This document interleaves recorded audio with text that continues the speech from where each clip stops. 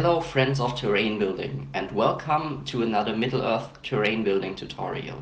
Today I want to show you how I built a Grond RAM using 3D printed files. This is a terrain piece that is very close to the Grond from the movie and looks great visually. Of course, this isn't the most creative video since some of it came from the printer. But I show you how I built everything around it. I hope you enjoy the video. Let's start the tutorial by showing you what has already happened. This time a few steps happened before the beginning of the video. The first thing I have here is the 3D printed Grond. Of course, this is not a video where I can show you how to build this Grond itself, but I definitely want to show you how I built the terrain piece from this Grond. Maybe you also want to build a siege ram and it doesn't have to be exactly Grond, or you can also get such a Grond file, then this video will still help you.